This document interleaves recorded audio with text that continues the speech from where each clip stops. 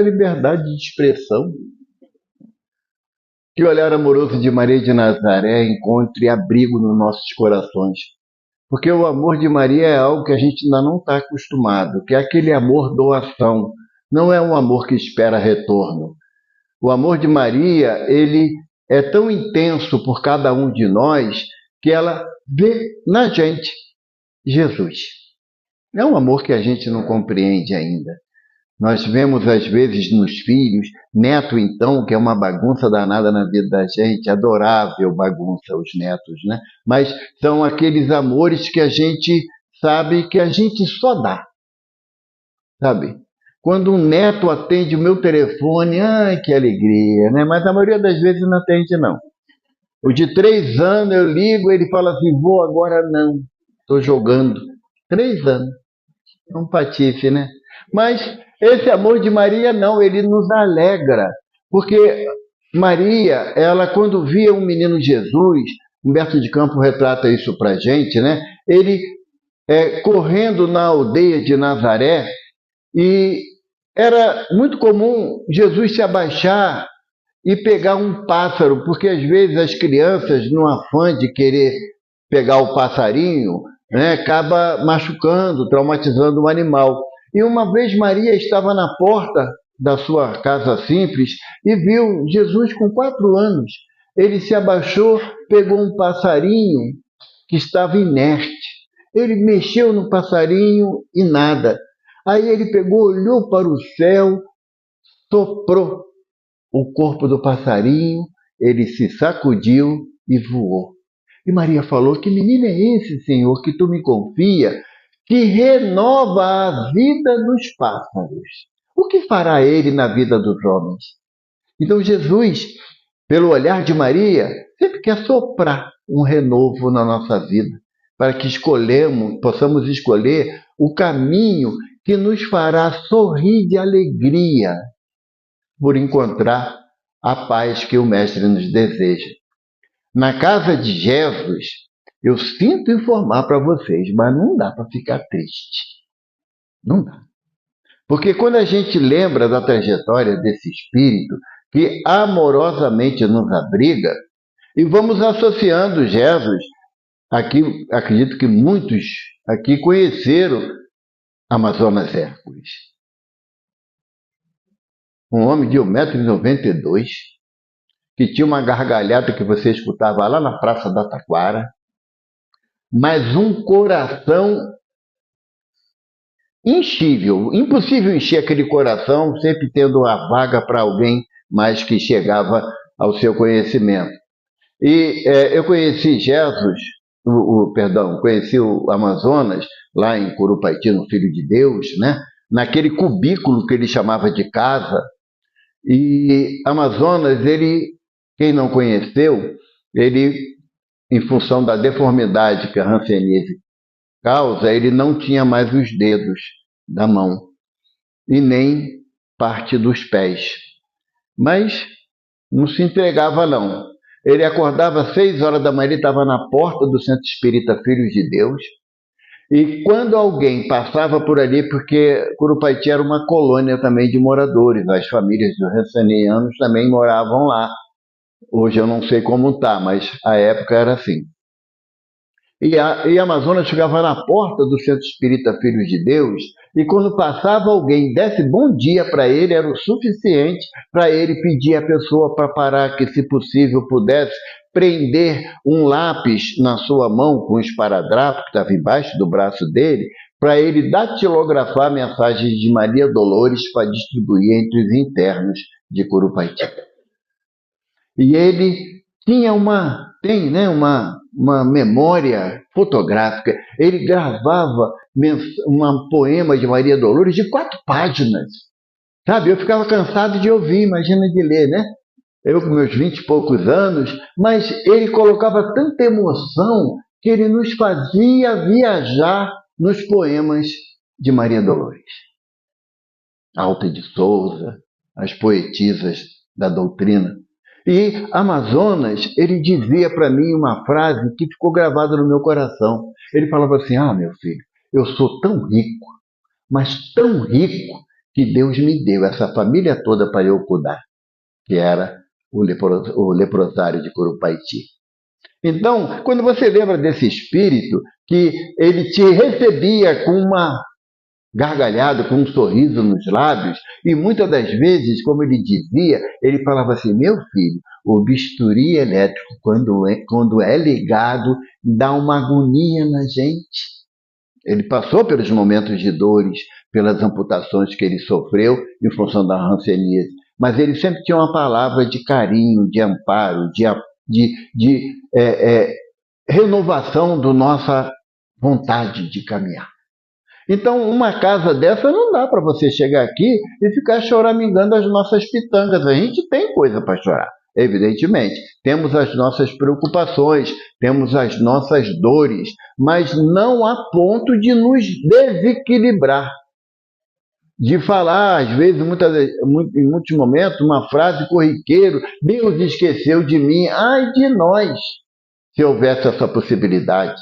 Ai de nós. Emmanuel fala numa mensagem no livro Caminho, Verdade e Vida, que Jesus não expirou, não morreu na cruz, porque ele é um Cristo. O Cristo não perde a sua consciência em situação nenhuma, nem quando está na gestação no ventre materno e nem quando retorna ao plano espiritual através do fenômeno da morte. O Mestre sempre esteve atuante em cuidar, em zelar e em nos amparar.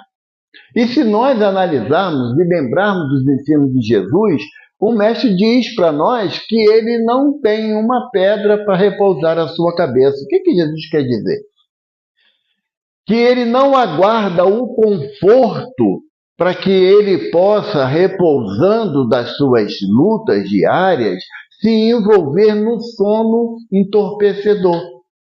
Que muitas das vezes a gente fala assim, de nós para conosco mesmo: mas eu estou cansado de lutar. As lutas da vida física tem hora que desgasta a gente. Mas nós temos um Jesus, um Mestre ativo. Estarei convosco até o fim dos tempos. Não é promessa, é assertiva de um espírito que sabe o que é a verdade. A tal ponto de se calar diante de Pilatos, quando Pilatos pergunta a ele o que é a verdade. A resposta do Mestre foi o silêncio. Quantas das vezes nós, com amigos, com familiares, que nos fazem pergunta: por que você é espírita? Você vê espírito, escuta espírito, você recebe espírito. Não, eu sou espírita porque eu sou espírito. Meu entendimento é esse. Eu sou o espírito. Então a doutrina me propõe essa relação com outros espíritos, encarnados ou desencarnados. Eu sou espírita porque o objetivo da doutrina é o meu esclarecimento, não para eu ser melhor do que ninguém, é eu ser melhor para alguém. Eu modificar o meu comportamento. Aquilo que eu tenho tanta facilidade de identificar no outro, os erros cometidos, eu comece a identificar em mim os meus erros, para que eu leve menos dissabor na minha conduta àqueles que estão próximos de mim, independente do aspecto de ser familiar ou ser um companheiro de jornada no trabalho, na escola ou na família. Eu sou espírita porque eu entendo que a proposta que o Evangelho me traz é de um Deus de amor, como João Evangelista fala na sua carta. Se Deus é amor, eu não posso acreditar que o sofrimento é uma punição, porque o sofrimento vai de encontro ao meu entendimento acerca daquela ação que eu estou passando. Eu sou espírita porque ela me ensina que a pluralidade das existências me leva invariavelmente a trilhar inúmeros caminhos para o meu progresso moral, para que eu, andando um passo a mais do que alguém, eu entenda a dificuldade daquele alguém de me acompanhar, e não para que eu olhe para trás para criticar.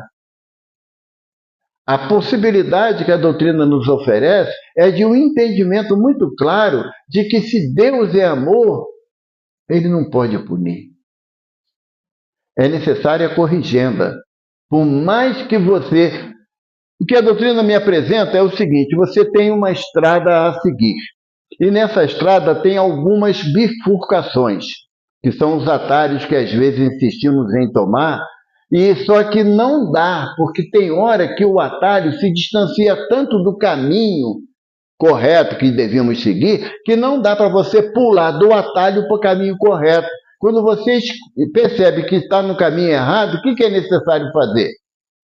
Voltar a caminhada até chegar naquele ponto de interseção aonde escolhemos o caminho errado.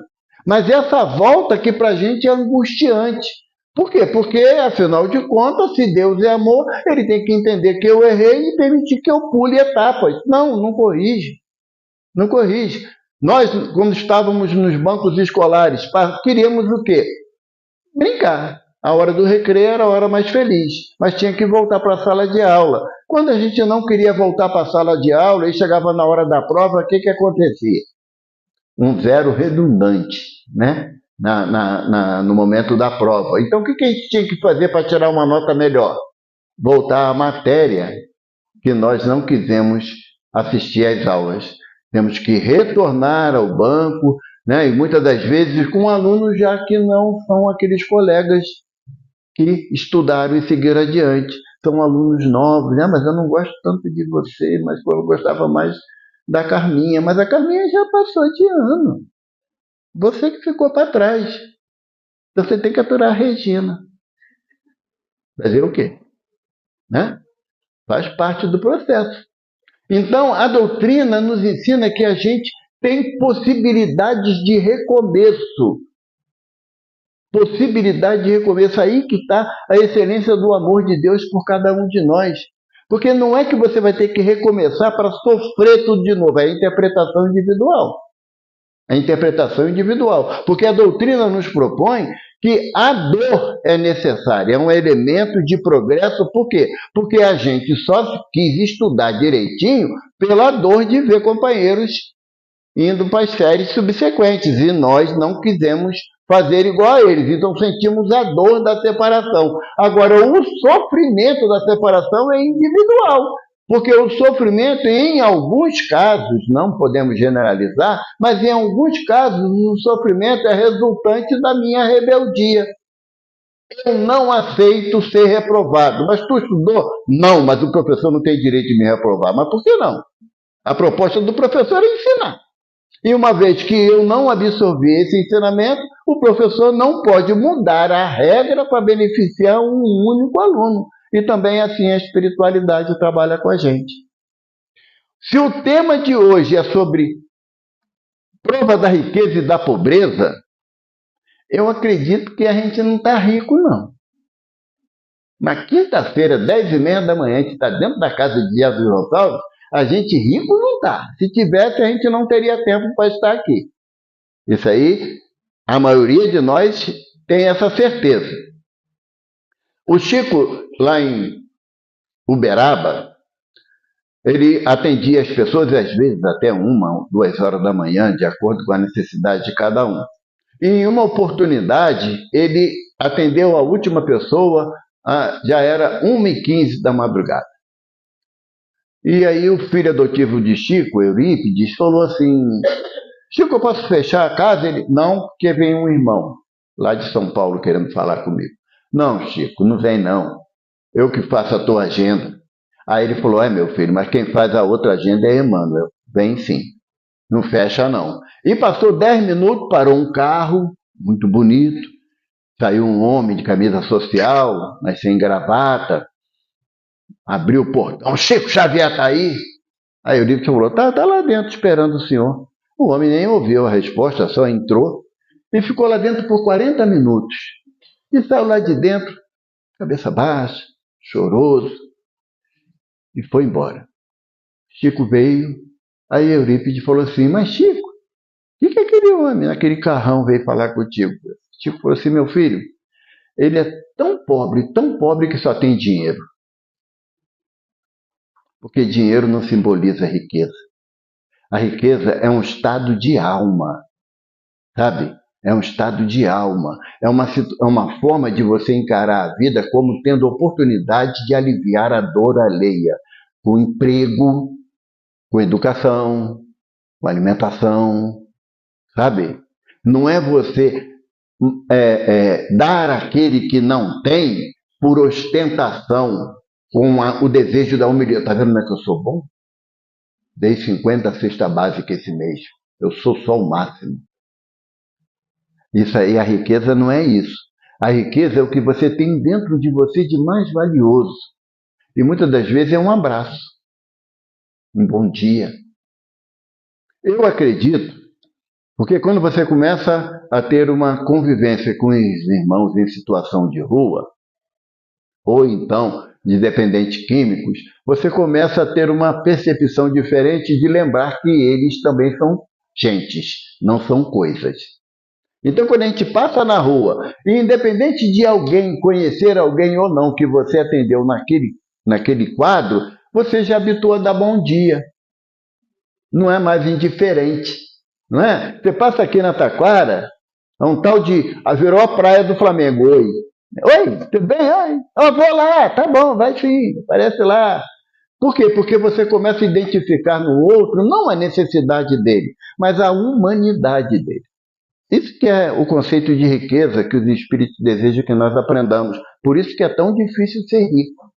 Ter dinheiro não é difícil, não. Bom, para você, para mim, nunca foi fácil, não. Mas ter dinheiro é uma consequência do trabalho, do labor diário.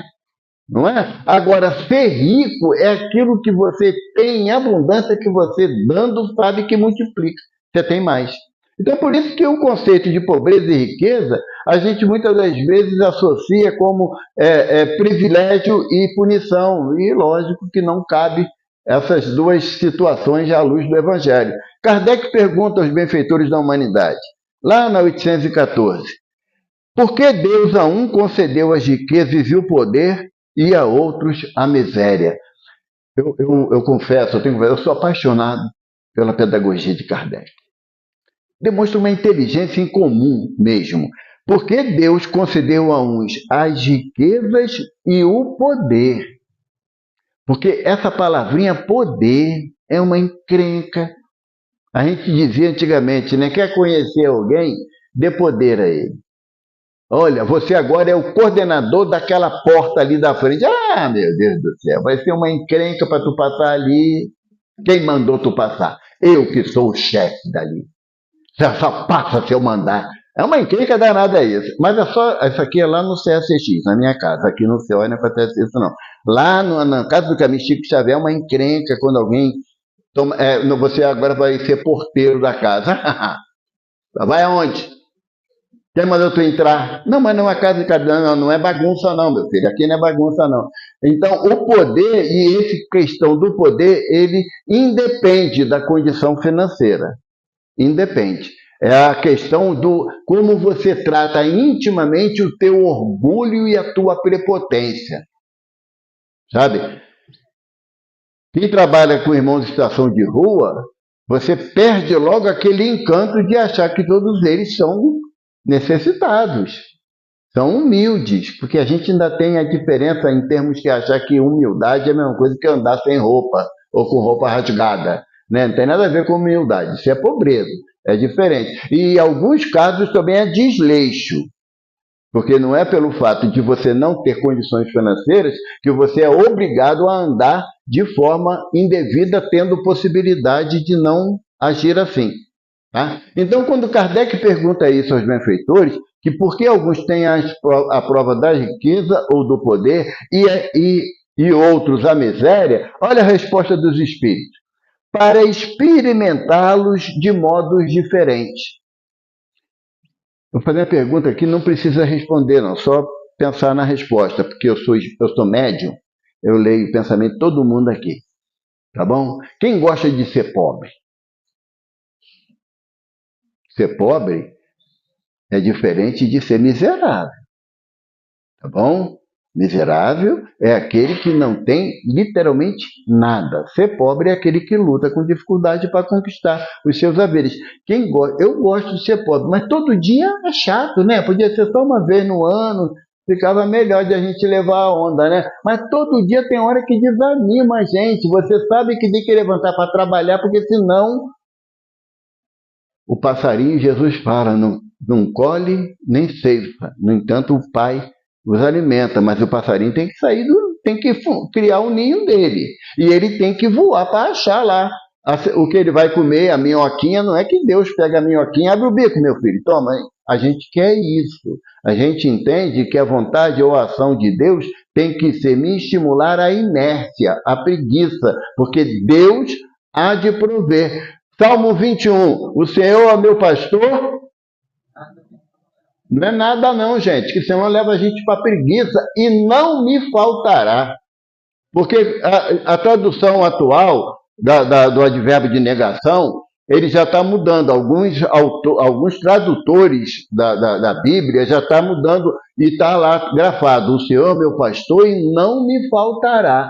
Quando bota o nada, dá uma ideia que você vai ficar em casa de barriga para o alto, deitado na rede, esperando cair do céu. E do céu só cai chuva e meteoro, aquelas coisas assim. Então, não é o nada me faltará, mas o não me faltará, porque a proposta é de ação. É de ação. E aí, Kardec, os Espíritos respondem: além disso, como sabeis, essas provas foram escolhidas pelos próprios Espíritos. Eu costumo dizer que é aquela letra pequenininha do contrato, que você não tem paciência de ler, né? Aí o benfeitor que vai organizar a nossa reencarnação fala assim: assina aqui, Evaldo. Ah, mas é isso tudo? Assina aí. Que é? Não, as coisas que você vai passar lá na matéria. Mas tudo isso, não, tu aguenta. Então tá bom, mas aí quando tu olha a folha, tem um monte de letra pequenininha. Ah, não tem paciência de ler, não. Confia no meu mentor, vai e assina. Depois reclama igual a letra do leite. Né? Que está muito sol, que está muito chuva, que tem que trabalhar todo dia, ônibus cheio, BRT é um desespero. Onde tem BRT, olha que maravilha. Né? Vocês pegaram o trem do ramal de Belfort Roxo? Não, né? Eu pegava todo dia.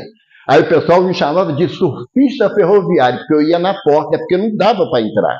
Ou tu ia na porta, ou não chegava no trabalho a tempo. Hoje, tudo bem, o BRT não é nada saudável, tipo 7 horas da manhã, 6h30, 5 horas da tarde, não é saudável. Porque as pessoas não compreendem a tarefa de você ter humildade de ajudar o próximo. Levanta o braço, é uma tristeza. Quem está embaixo desse braço sabe que vai desencarnar a qualquer hora. Porque é desesperador. Aí você vê, para na Avenida Brasil, ali na seletiva da Avenida Brasil, né?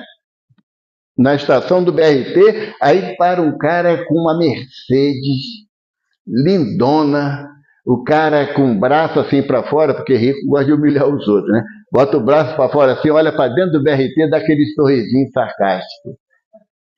Aí tu fala assim: é para isso que eu nasci, senhor?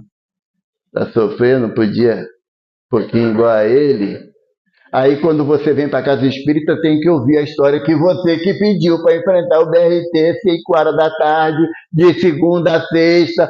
Sábado você tem que lavar, limpar a casa, né? Tem que fazer comida todo dia, porque tem marido que é imprestável.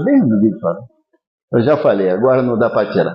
Porque tem marido que acha que ele não tem obrigação de ajudar a mulher em nada, a mulher pode ter jornada tripla, quádrupla, e ele acha que chegou em casa, está na hora de ver o jogo de futebol, deita no sofá, nem lava o pé, bota em cima da mesinha, assim, da sala, né? Aí você fala assim: eu pedi isso? Mas quando era novo, você achava que era um príncipe encantado. Depois que tu percebeu que era um sapo. E continua beijando, quem sabe muda, né? A nossa proposta reencarnatória está intimamente associada à nossa necessidade de progresso moral. Não é progresso material, é progresso moral. Então, se eu percebo que a minha dificuldade é a facilidade financeira, porque eu costumo dizer isso por sentimento próprio.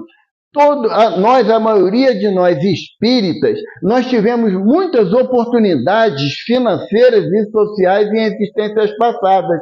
E lógico que não aproveitamos nada, porque a gente retornou, a gente reencarnou. Quem eu vi no dia na internet, um menininho, devia ter uns 6 anos, ele chegou da escola e a mãe falou assim para ele: Filho, como é que foi? Foi bom? Ele foi, mãe. Você aprendeu tudo? Não, mãe, eu acho que eu não, porque eu tenho que voltar amanhã. A reencarnação é assim. Você tem a oportunidade de aprender bastante, mas não o suficiente para não precisar voltar, não precisar reencarnar. E quando nós estamos passando pela experiência da pobreza ou da riqueza, se tu é pobre e tu reclama e tem aquela crítica ácida para quem é rico, sabe o que significa? Que tu foi rico na outra e também não aproveitou. E agora você critica aquele que tem, porque um benfeitor falou uma vez que um irmão estava em processo de reencarne, sabe, Carlos? E ele pediu, no planejamento reencarnatório dele, ele abriu uma casa espírita. A difusão da doutrina do Evangelho de Jesus. Aí o benfeitor que orienta ele falou assim: por que você não pediu para ser participante de uma casa espírita que já existe, do que ter a vaidade de querer abrir uma só para você? Não era Evaldo, não, esse espírito não. Porque eu, durante um tempo na minha existência, eu achava que eu tinha que abrir casa espírita. Aí, quando eu entendi que faltava capacidade para tal, então ser trabalhador numa casa espírita é muito mais producente e possível. Producente e possível. Porque a casa espírita não exige excelência de nada. Não exige excelência de nada. Chico dizia que a melhor mediunidade é a boa vontade. Se você tem boa vontade, tu lava um banheiro que fica um brinco. Agora, se você não tiver boa vontade, até o arroz que tu vai fazer vai queimar. Então, a boa vontade é a base do nosso relacionamento dentro da casa espírita. E dentro da casa espírita, não importa, eu falo para vocês, eu milito dentro da doutrina há 50 anos. E dentro da casa espírita, não devia importar a condição social financeira de quem está ali. Deve importar o desejo de ser útil, de auxiliar o próximo, de você chegar aqui no CO e abrir o portão e ter ali um gato entrou, espalhou o lixo, de você pegar a vassoura e ir recolhendo o lixo ali na frente. Sabe por quê? Quem ama zela, cuida. Sabe? Não adianta você chegar aqui e se arvorar porque eu tenho 30 anos do CEOI e pelo jeito não aprendeu nada. Porque tempo, antiguidade não é posto. Isso aplica-se lá fora, na vida lá fora. Dentro da casa espírita, se eu entendo que eu estou enfrentando nessa existência a prova, e a riqueza é uma prova muito dura. É muito dura, sabe por quê? Você não precisa se preocupar pelo pão de amanhã de manhã, mas você tem que se preocupar de você fornecer o meios para que o outro tenha o pão amanhã de manhã. Imagina o que seria de nós se os empresários todos resolvessem parar de ter fábricas, ter indústrias e colocar o dinheiro em aplicação financeira e acabasse todas as indústrias do país. O que aconteceria com o Brasil? Deixaria de existir. Deixaria de existir. Porque as indústrias são aqueles que movimentam a riqueza. Ah, Evaldo, mas tem muito empresário aí que é muito arrogante. Eu não sou empresário e sou arrogante, então ele é empresário, tem empresa, está dando emprego, está dando oportunidade de renda, ele é arrogante, está fazendo mais vantagem do que eu. Então não é olhar a riqueza como sendo algo pernicioso, porque a doutrina, o Evangelho de Jesus não demoniza o dinheiro. Quando o mestre fala, é mais fácil um camelo entrar no fundo de uma agulha do que um rico entrar no céu, ele diz que é mais fácil, não diz que é impossível. O mestre fala no capítulo 16 do Evangelho segundo o Espiritismo, não podeis servir a Deus e a Mamon simultaneamente. Não é uma afirmação do mestre rigorosa, taxativa. Não, é impossível servir a Deus a Mamon. Não é isso que Jesus está falando. Ele está falando simultaneamente. Não é você vir aqui para o CEOI com aquele anel de brilhante, que a Carmen tem de um rubi bonitão, né, cara? Vim para cá e isso, você fala assim, hoje vai chover, sabe? Para mostrar o anel. Não, não é isso. Ela pode vir com o anel. aqui. Vai falar assim, poxa, olha só, eu quero ajudar, eu quero varrer. Quantas vezes você já varreu aqui, né, Carminho? Lavou banheiro, né? Quantas vezes nós já tivemos a oportunidade de ser útil na casa espírita dentro da simplicidade da ação? E se ninguém está vendo, só Jesus. Ele não é que Jesus é fofoqueiro, não, é que ele vê tudo mesmo, entendeu? Porque sabe por quê? Porque quando a gente entra dentro da casa espírita, nós nos ligamos mentalmente com os benfeitores que dirigem essa casa. E as nossas ações são percebidas por eles para que nos estimulem a fazer mais. Sabe? Para saber que aquela cadeira que estava meia tortinha que eu ajeitei faz diferença. Ao invés de eu passar e falar, alguém faz. Não! Todos nós aqui devemos colaborar. Então, esse aspecto de riqueza e pobreza, embora o Sr. Allan Kardec traz para a questão material mesmo, da questão da riqueza material, da pobreza material, nós temos outra forma de interpretar essa riqueza e pobreza. Como eu falei do caso do Chico, o irmão, ele era multimilionário, um empresário paulista de muita grana mesmo, mas ele não tinha o essencial, que era a riqueza interna. O desejo de servir ao próximo. Não sei vocês, mas tenta, se você ainda tem dificuldade, tenta dar um abraço no irmão em situação de rua. Ele se espanta com essa demonstração de carinho. Se espanta. Uma vez falou para mim, lá na nossa casa, né, na atividade que a gente tem lá, ele falou assim, eu perguntei, né, o que eu podia ajudar, ele falou assim, nada, eu só venho aqui que aqui apertam a minha mão e perguntam o meu nome. Sabe? Você quer mais riqueza do que isso? Você ter a oportunidade de olhar alguém no olho e devolver àquela pessoa o seu sentimento de humanidade, de ser humano. Qual é o valor que cobriria isso, financeiramente falando? Sabe? Então a questão da riqueza e da pobreza é o como você se comporta diante das oportunidades que a vida te deu. Se você é abastado de recursos financeiros, dê glória a Deus por isso, mas saiba utilizar.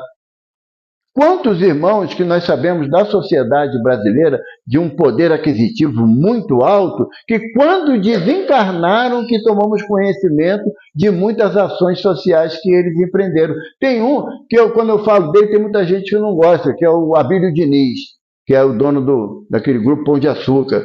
Ele tinha 4 filhos. E os filhos, quando estavam terminando a faculdade, perguntavam, papai, a gente vai trabalhar nas suas empresas? Ele vai, claro. Você vai começar como porteiro. Mas, pai, eu sou teu filho, hein? Então, para você saber qual é o esforço de você galgar cargos dentro das nossas empresas para você valorizar aqueles que mantêm a nossa empresa de pé, que são os funcionários. Então, vou começar como porteiro. Só uma filha dele alcançou o cargo da diretoria, todos os outros ficaram só na área de gerência. E eram filhos do dono, e ele tinha uma holding, né? Um grupo de empresas. Aí você olha, o que esse homem está ensinando aos filhos? E tem um ditado muito antigo, mas bem conhecido, que diz, avô rico, filho nobre, neto pobre. Porque a gente não ensina nossos filhos a valorizar o esforço que nós empreendemos para ter o que hoje eles desfrutam, então a gente não sabe o que é a questão da riqueza. A pobreza não, estuda para você não ser vagabundo. Na minha geração estuda, você não vai puxar carroça. Meu neto hoje está com 20 anos, ele tinha 8 anos, ele falou assim para mim, sabe o que eu quero ser quando crescer? Eu falei, o quê, meu filho? Ele, lixeiro. Eu falei, sério? Eu acho legal tirar aquele galão assim na rua para jogar no caminhão.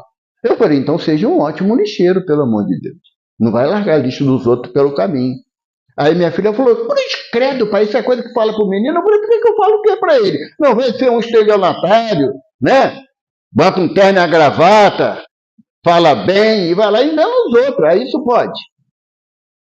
Então, qual é a riqueza que eu tenho que passar para aqueles que estão no meu círculo de ação? A honradez. Sabe? Aquilo que a doutrina me propõe Lázaro, lá no Evangelho, capítulo sobre dever, Lázaro fala: o dever é aquela ação que você realiza mesmo que ninguém te veja. É a riqueza da consciência tranquila. E quantas vezes a gente chega em casa, e já aconteceu algumas vezes isso comigo, de você não ter coragem de se olhar no espelho porque você foi arrogante, prepotente, foi grosseiro. Isso é pobreza da alma. É pobreza da alma. Ó, tá acabando o tempo. Kardec faz uma menção num comentário no final da 816, que ele diz assim: a riqueza e o poder fazem nascer todas as paixões que nos prendem à matéria e nos afastam da perfeição espiritual. Fala sério, a gente não queria ter hoje a condição espiritual de Jesus Gonçalves? Um espírito lúcido, que entende as fraquezas humanas, mas queria passar pela hanseníase, pelo processo inicial de quase loucura dele por não aceitar a doença, porque não tinha o conhecimento da doutrina espírita. Será que a gente suportaria de passar? Lá em Curupaiti, eu estava sentado ali, me veio a imagem de Amazonas Éculos, aí veio também de Frederico. O Frederico, a gente chamava ele de caixinha de fósforo, porque já tinha sido amputado na região da canela os 2 pés, os 2 braços também foi aqui na região do antebraço. A hanseníase tinha atacado a visão dele, já não enxergava, falava com muita dificuldade, mas Frederico de uma sabedoria absurda. E um dia eu perguntei a ele: Frederico, chegou aqui com que idade, aqui no Curupaiti? E ele falou assim: com 18 anos. Eu vim do interior de Minas, papai veio me trazer aqui porque eu comecei com umas manchas violáceas e a minha noiva disse que ia me esperar. Durou 3 meses a espera dela por mim, porque ela separou de mim, casou e nunca mais veio aqui me ver. E papai também não. Meus 8 irmãos diziam que não podiam vir me visitar com medo de pegar a doença. Todos eles desencarnaram, só eu continuo aqui. Eu falei: é mesmo, Frederico? E o que mais te dói esse tempo todo? Não poder levar um pão para o irmão que está acamado do meu lado. É tão triste. Sabe? Aí nós chegamos à casa que eu frequentava, na época, a União Espírita Beneficente Jesus Maria José.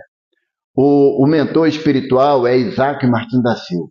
Nós chegamos lá no pavilhão que o Frederico ficava, junto com o Fernando, que era um outro interno também cego, pés amputados, mas as mãos ainda estavam preservadas. E aí, quando nós entramos na enfermaria, o Frederico, cego, deitadinho lá na caminha dele, falou assim: Fernando, canta que o povo de Isaac chegou. Primeira vez que nós chegamos na casa. A primeira vez. Canta, Fernando, que o povo de Isaac chegou. Aí um olhou para a cara do outro: quem que aguentou para ele, que a gente é da casa de Isaac? Aí ele falou assim: não, ele disse que vocês vinham. Sabe? Aí foi quando a primeira vez que eu ouvi a música Quanta Luz. E foi o Fernando que tirou no violão a música, e até hoje eu sempre me reporto lá a Curupaiti. Aí o coordenador da visita, nosso irmão Vicente Moreno, está com 93 anos hoje, cego também, mas enfrentando lá as provas dele, o Frederico chegou perto o Vicente chegou perto do Frederico e falou assim: você aceita um passe, meu irmão? Aí Frederico falou assim: o doutor Bezerra já deu, mas sempre é bom. Sabe? E ele dizia que ele era tão pobre, que ele não conseguia devolver para Jesus toda a bênção que Jesus dava a ele naquela condição. Então, nossa percepção de riqueza e pobreza ainda está muito associada ao corpo.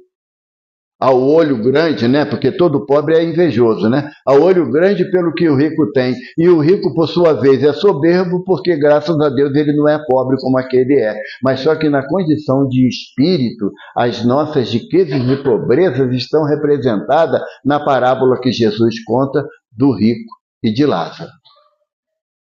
Nós ainda temos muita caminhada pela frente. Mas o essencial de tudo é você guardar a riqueza do Evangelho no teu coração.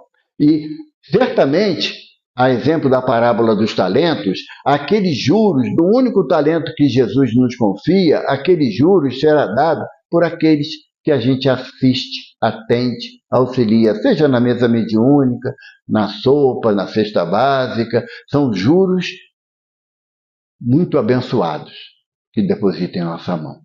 Graças a Deus.